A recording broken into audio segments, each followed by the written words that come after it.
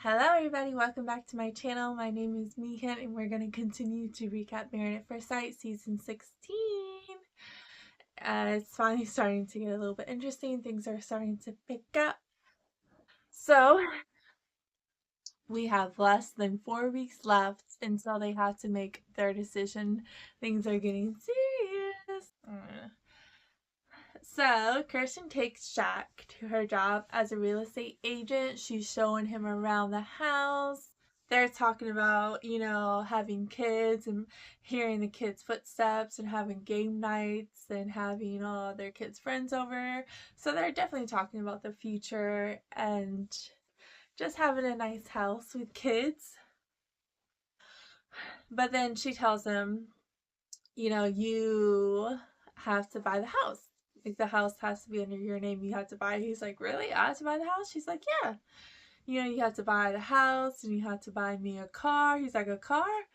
Like, yeah. She's like, I want a house like this, like a $2 million house. I want a Lexus. And she goes, I think those are good push presents. You have to get the house. You have to buy the house.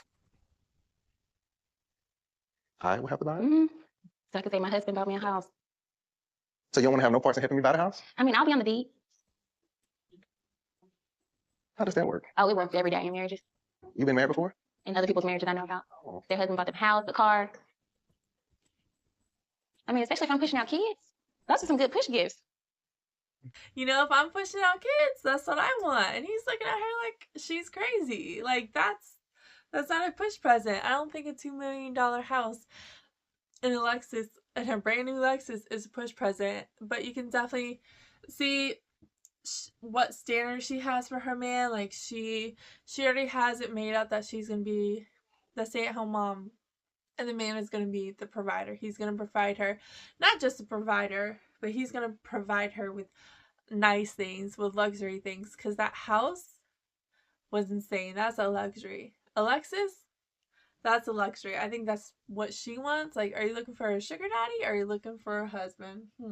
Nicole is worried about opening up to Chris more because when she was 13, 14, she wasn't the best student or daughter. She was hanging out with the wrong crowd. She was sneaking out at night. She was lying to her parents a lot. Like, she just wasn't in a good place. She wasn't doing well. I think the divorce really upset her. 13, 14, I was going to a new school because it was high school, and I was really like figuring out how to not be a kid anymore, basically. And my parents, because they were so trusting and loving, they didn't set any ground rules, but I almost wish they had really impressed that upon me, because there was that period where I was like lying a lot, cutting school, staying out late.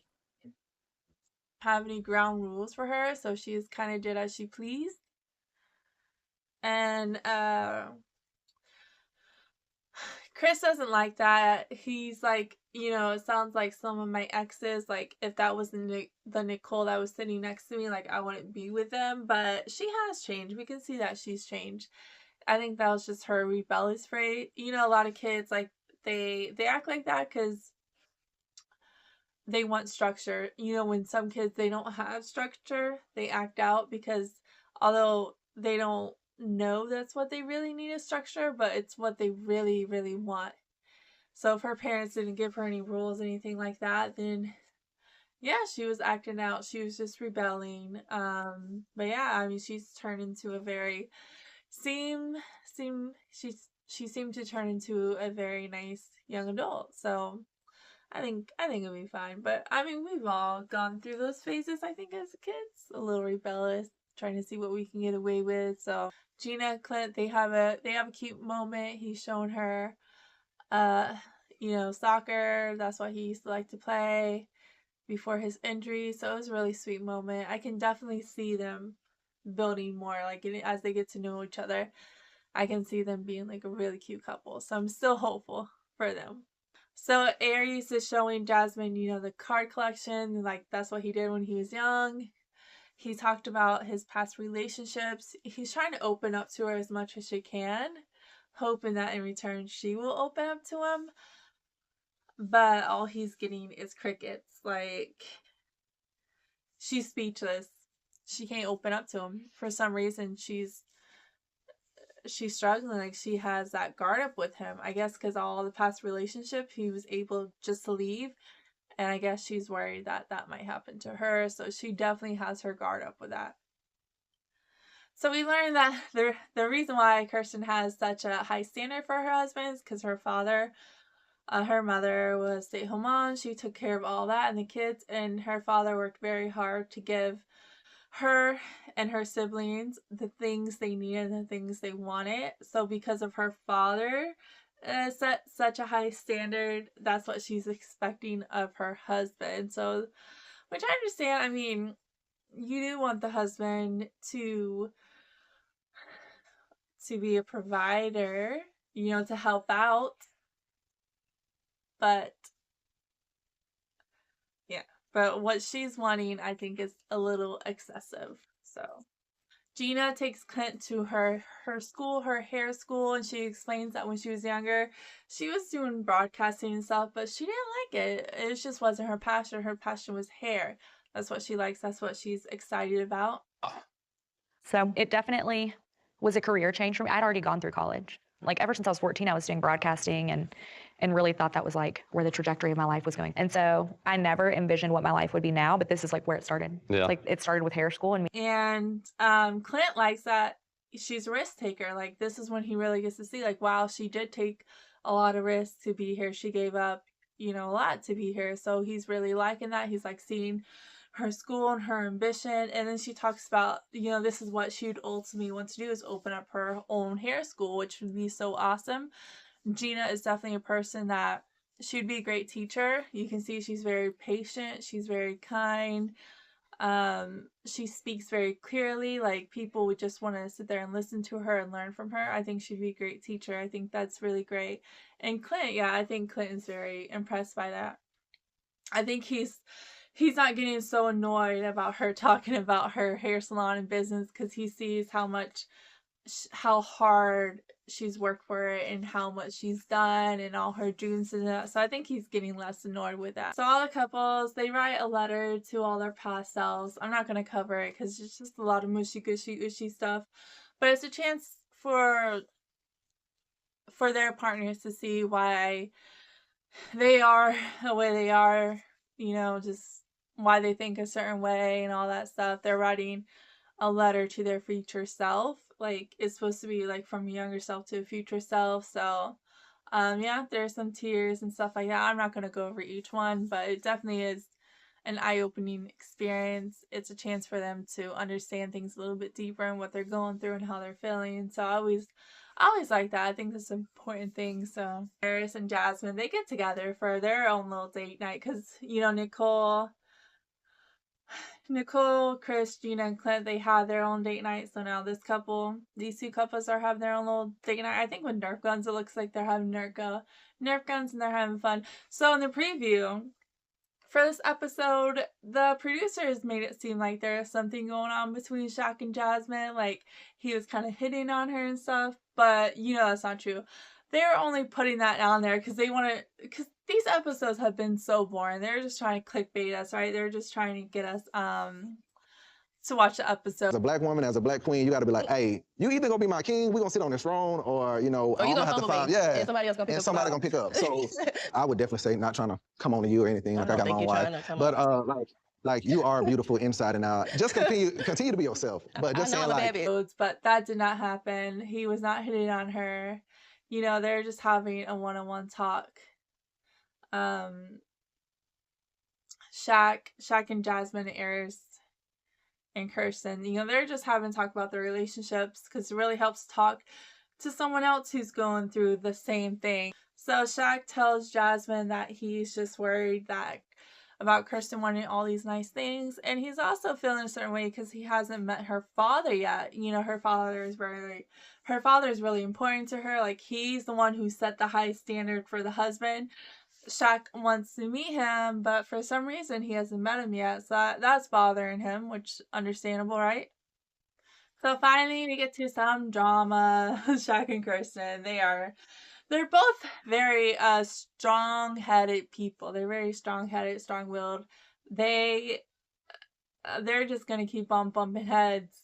She knows what she wants, he knows what he wants. A little bit. I can replace your Mercedes with a Honda.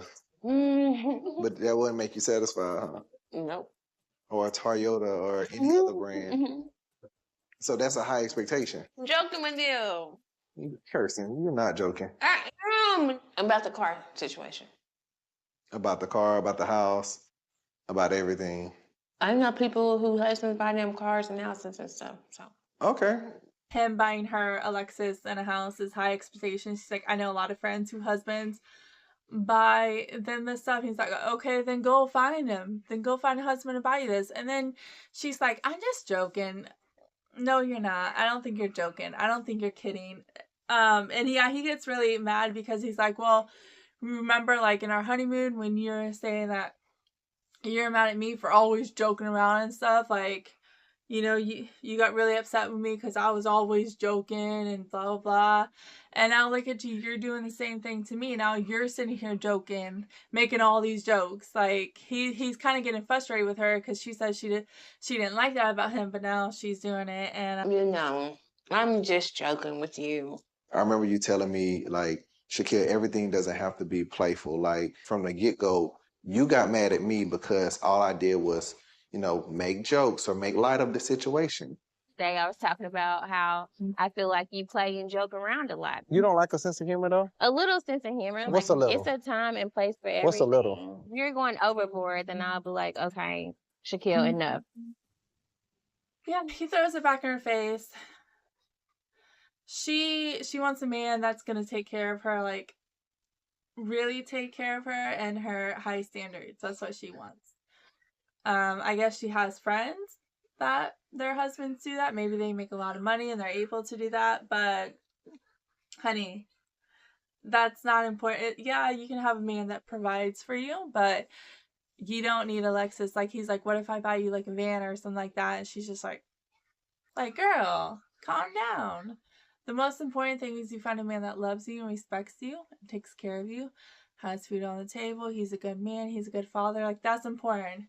Not what he buys you. I just feel like maybe she's a little materialistic and she wants to be that Instagram mom or something, but I don't know. That's all for episode 13. We're going to move on to episode 14. So let's talk about Love Island because I'm obsessed with Love Island. What do I got? I had, I guess, 1 more hour till the new episode comes out, but Casa Amor. I forgot about Casa Amor. And of course, all the boys are going to go. Like, I kind of figured Aaron might stay, but he went. I'm like, okay, he's just going to go hang out with the boys, make fun of them, blah, blah, blah. But he went, oh my God, he went in deep, like balls deep he went in. And he instantly started talking to, what is her name? He instantly started talking to that girl. Like, that was insane. Like, he was just, him and Kayla were like this, and then all of a sudden, it's like, that's the thing. They switch so fast. Okay, these boys, they switch so fast. And then the producers, the producers are so messy. The producers, they're savages. They really are. And they had to show Kayla that video. Oh my gosh. And Serena, they had to show them that video. That was messed up. This is gonna be good. He ain't holding back, bro. No. Behind her, like, that boy is getting nasty. Holy shit. I felt so bad for Kayla and Serena because I know that Serena was like, she's not all over Cordell, but I think that's just who she is. I think she's very, she takes things slow. Like, she wants to make sure she can really trust someone before she goes at it. But I truly believe that she really liked Cordell. And then, oh my God, the rematch ceremony. Like, you see all those guys standing there, and all these guys come in with the girls. Like, I don't know his name. What's his name? The one guy came back for his girl. The one, I'm gonna put his picture. I'm bad with, there's so many names. I'm bad with them. The one guy came back with his girl, and he thought he was like, "Yo, I did good," but all the other guys didn't. And Aaron walked in. Aaron walked in single, thinking that he was gonna get with her. But when he walked in, he was all smiling, he was all happy, and Kayla was like, and all the girls were like, nope. And Kayla's like, I saw the video, like, I'm single and you're single, and that was horrible. I mean, it's good he came back single without anybody, but it was still bad. And then Cordell came back with his girl, and Serena was mad. She was mad. I really liked, at first I wasn't a big fan of Kayla, but I started to like Kayla, how she handled herself, how she expressed herself. It was very mature. And I really liked all the things she said, how she got everything off her chest and everything. So recently I just had a lot of respect for Kayla. Serena is just popping off. Like, Serena's not that girl. She's not that girl to cry like that. When she gets mad, she doesn't cry. She just pops off and she just goes and she just says the first thing that comes to her mind, which can get messy. And then what's her name? Janae. Oh, I mean, I kind of felt bad for Janae, but they weren't that serious. But Janae had 2 guys after her. She had 2 guys wanting after her, so I know she was upset that goofy, I don't know his name, goofy head guy came back with another girl. And then Leah, I know Leah's a little upset. But yeah, it's like all these guys came back with girls and only one guy got picked. That was definitely that. And then Rob, oh my god, and then Rob chose Daniela. Like, it's bad enough. It's bad enough that Kayla saw Aaron with Daniela. That's horrible. But then the fact that Rob brought her back. Girl, what are you doing? You're with Aaron, now you're with Rob? And then you're like, I was like, why did she come back if she knew it was going to start drama? Because she didn't know that the producers were going to be savage like that and show the footage of, I know there's so many names. Oh my gosh. Of Aaron and her. So she didn't know that. That's why she came back. Because she probably thought nobody knew that. And she could just kind of slip in there. But they know. Like, Kayla was like, oh my gosh, she's so pretty. She was so happy. And all the girls like, isn't that the girl that was with Aaron? And then you see her upset. And the new girls that came in, whoo! I kind of felt bad for them. Because that's just so awkward. Like, all the girls are mad. They're upset at the boys. They don't want to talk to the girls. They don't want nothing to do with the new girls. And new girls are sitting there just... But, they're upset, but you did take their men. Like, it's like, how would you feel if you were sitting there and this new girl came with your man? It's like, you got to put yourself in the shoes. Like, it was just messy. It was messy. And, that next episode, the boys are in trouble. It's like, they're all like... They all know they're in trouble. They're all just kind of pouting and moping around. They all get yelled at. Kayla goes in at Aaron. Serena don't even want to talk to Cordell. Like, he tries to make her breakfast. She don't even want to talk to him. Janae is so upset. Leah's okay, though. Leah's like, yeah, I understand. I think Leah's like, yeah. But yeah, all the boys are in trouble. They all get a talking to. It's all messy. It's a lot of yelling and cussing and hurt feelings and a lot of stuff. So it's just a lot of messy.